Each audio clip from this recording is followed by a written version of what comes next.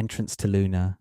Those 2 returns to Mycospawn weren't as climactic as I wanted, but they were both productive in their own ways, at least enough to think I was somehow better for it after each one.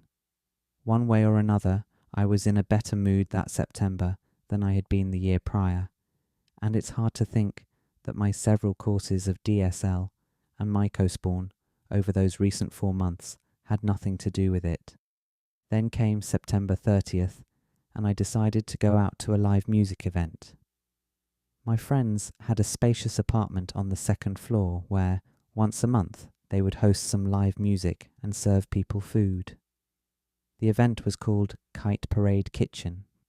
I didn't know any of the acts particularly well that night, but I figured I'd go check it out and had nothing to lose. At the very least, I was going to re-up on my green power supply from one of the residents. I drank a healthy share of funny drinks, consumed my last bit of green power, and headed on over to the event. On the walk over, I went down a thought path that I hadn't experienced in a while. The feeling that I was truly happy by myself and wouldn't gauge the success of the night based on whether I met someone who fancied me. At the same time, though, in that free happiness, I was completely open to the idea of taking someone home, if it worked out naturally. Of course, I was the first guest to arrive, thanks to my anxious tendency to be punctual. I walked in and saw Gendry, the curator of the Kite Parade Kitchen and a musical friend of Paolo, chopping vegetables and stirring pots in the kitchen area. The room was quite open concept, with nothing to separate the kitchen from the living space, and thick wooden beams arching across the high ceiling, something the resident cat enjoyed exploring. Gendry welcomed me warmly, and then I noticed Paolo's girlfriend, Marge. We didn't always get along, but that was okay. She was on her way out of that relationship. Gendry briefly introduced me to Luna, who I had noticed right when I walked in. When I entered, she was facing away from me over in the kitchen, so the first things I noticed were her long, jet-black wavy hair, and her butt, to be honest. She snuck a look at me and gave a hello as she milled about the kitchen, too busy to engage right away. I loved her name and appearance, so I decided to take a seat next to her on the couch as the event got flooded with guests. We shared a pleasant conversation in which she explained how she had just returned from a massive hike that took 29 days to complete. I was impressed. She also had been friends with Marge most of her life, and thus knew Paolo rather well. I had only recently grown close to Paolo, but we were becoming strong enough friends that there seemed to be a good chance that these puzzle pieces would fit together. I tried to not get too excited about these fairly normal exchanges with Luna, but I did feel like there was potential for something. I kept my cool, and she remarked that she really wanted to consume some green power because her back hurt from her long hike. Since I had just acquired some green power, I offered her assistance with my supply. I can't remember what we talked about outside as we shared some green power and laughs. Just being with her was exciting for me. We went back upstairs, and a band was playing some abrasive frequencies. The duo was an unwashed guy playing electric guitar and whisper singing, as well as a woman with a shaved head playing dissonant frequencies on a cello with too much reverb. I smiled and looked over at Luna, who wasn't looking at me, but looked a bit annoyed as she watched the music. Suddenly, there was word of cops downstairs because of a noise complaint, because what neighbour wouldn't want to stop that racket? So I dipped out and trekked to a cafe where Paolo worked. I realised I might never see Luna again, but it was what it was. I talked to Paolo about the turn of events over at the Kite Parade Kitchen, and he assured me that Luna was indeed good kind. He eventually got a text from Marge saying that her and Luna were at a dance party at a local bar, so we headed out after Paolo closed up shop. I almost didn't join him, mostly because I didn't really like dancing, but Paolo assured me it was a good time and that I wouldn't regret it. Apparently, DJ Tanaka-kun was solid. He was a DJ of only vinyl, and spun deep dance cuts that were difficult for the common human to trace, including myself. We came onto the dance floor hot, mostly because we were drunk, and this was a poorly attended dance party. This was in DJ Tanaka-kun's earlier days, so it wasn't a packed house every time he played. I locked eyes with Luna and proceeded to dance with her. We were also dancing in the vicinity of a woman named Kite, a friend of the group who was paying the two of us attention. No one was being aggressive about any feelings on the dance floor though, so it was merely a group of friends enjoying a good dance at that point. Eventually, I noticed Marge disappear out the back of the venue with a crusty-looking older man while Paolo was in the restroom. Paolo came back and was immediately concerned, understandably, since his girlfriend of 7 years had just disappeared without any communication. He left the venue in search, and I was left with Luna and Kate. After a while, we lost our dance energies and didn't want any more fancy drinks, so I left with the two of them and headed back to Paolo and Marge's. Luna was supposed to spend the night there, and like Paolo also wasn't informed about where Marge had gone. Kate decided to part ways with us, realizing the night was going nowhere she needed to go, and we ran into Paolo outside of his place. He brought us inside, and Luna was pissed at Marge for leaving her in that position, especially since there was no mattress, couch, or sleeping pad. As an honestly proposed gesture, I welcomed her to stay at my place on the spare twin bed in my room. I promised her that there was nothing fishy going on, and that I really did have a twin bed in my room. Since she trusted Paolo and he trusted me, she welcomed the gesture and we took off to my place. As soon as I closed my door shut and locked the front door, we started making out in the kitchen and stayed there for a few minutes. We made it up to my room and they decided to forego the twin bed, something she was glad to see actually existed, but did not want to actually use. In those next 8 hours, we hooked up 3 times. I only mention this private detail because I'm still amazed that we had enough energy for that, especially considering our drunkenness and the fact that we had just met each other. I suppose we really did feel a connection at that point, like we were poised to meet each other our entire lives, and it was only a matter of time.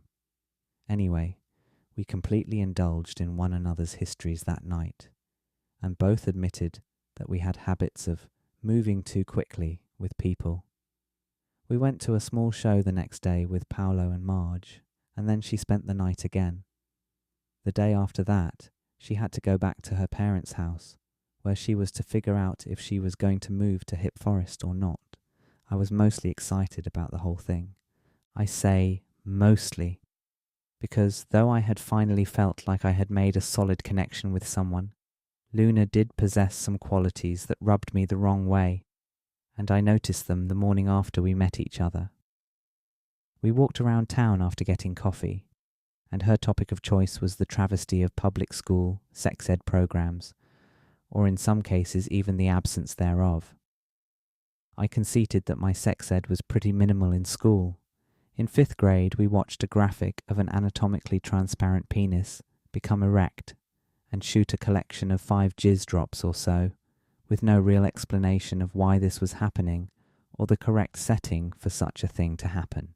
Additionally, the system allowed me to skip out of sex ed in 8th grade, where I imagined the content would be a lot more direct. So I agreed with her that sex ed was mostly a joke growing up, but her passion about that fact was something I didn't quite relate to. I was willing to overlook that lack of relatability as something ultimately inconsequential, chalking it up to a natural difference between interests that comes with every couple. But then Luna started to criticize things that I loved dear, which was what really hurt the most. The first time I had her over for dinner, I was wearing a teal beanie, one that was more of a stylish beanie than a functional winter hat. Still, I loved the beanie and had owned it since freshman year at Hip City. "Why are you wearing that hat?" Luna asked sternly. "Because I like it." Asking someone why they are wearing a relatively normal garment came across as quite offensive to me. "It's kind of a stupid hat.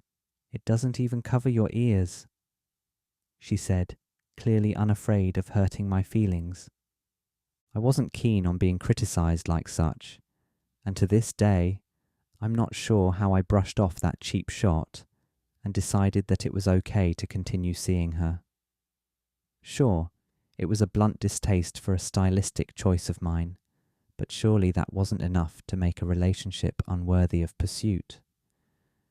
Well, in due time, she rejected much more about me than just the hat. We were in my room, and I asked if she wanted to listen to music. She said she didn't like listening to music while having sex, that it made her feel weird. Again, understandable, but I happen to like having sex to music. Some albums are perfect romance companions, and to not engage with these vibes seemed to be missing the mark. But okay, fine. I was okay with no music. I don't remember how it came out in conversation, but she also said she didn't like great unknown culture such as the art, the music, etc. This grinded my gears supremely. What did she want with me, Steverino, if she didn't like great unknown culture? I had devoted much of my life to exploring the great unknown, and it had influenced my own music deeply. I didn't understand. She consumed green power, had consumed mycospawn a few times before. How did she not like the great unknown? She got mildly alarmed by my reaction and tried to assure me that she didn't completely hate it, just elements of it. My general response was, whatever, and I don't remember how that night went. 2 or 3 weeks into seeing each other, I almost broke up with her. I told her how I didn't like how she was treating me, how it seemed like she didn't care about anything I said, and even disliked many things that I held dear. It was nice connecting with her, and I thought we had some good times and that she was cute, but I couldn't really handle this apparent rejection of things related to me. She started to cry and told me that she didn't mean to do these things, and that she had actually lost a best friend because of this overcritical behaviour of she often exhibited. So suddenly this became a victim narrative about her, in which instead of feeling sorry for me and how I'd been mistreated, I then had to feel sorry for her inability to control her antagonistic relationship habits. I decided to give her a pass, as she said that she would continue to work on it, and was really sorry about it all. We made up, and she thanked me for not breaking up with her. Oddly enough, I have a hard time recalling details from honeymoon phases with my past significant others. I believe that fall was one for me and Luna, if we ever had one, as we went on beautiful hikes together, and she took me to different spots in the state I had never been to before. Paolo and I helped her move into an apartment down the street from me, and she got a job teaching preschool in town. We went on a date together with some mutual friends, and after the date, we were walking home when we professed our love for each other as a sort of "we're now officially dating" thing. "Would it be crazy to say that I'm falling in love with you?" she said cutely as she looked up at me. "Not at all," I said softly, with a nervous chuckle after. "Actually, I've been feeling the same way." And I really had been. I hadn't engaged with a lady who seemed so devoted to sticking around and being real with me. College had felt like a shit show in some respects, regardless of how necessary of a shit show it may have been, and it felt amazing to be getting into a relationship and having sex on a regular basis. I was to keep going with my music and my data entry while she taught preschool, and we were to just enjoy ourselves in Hip Forest together. I think I can safely say I was fully into the relationship at this moment, and didn't feel much doubt. But rather I felt optimism for the future. I didn't care how it was going to go. I was just happy that it was going.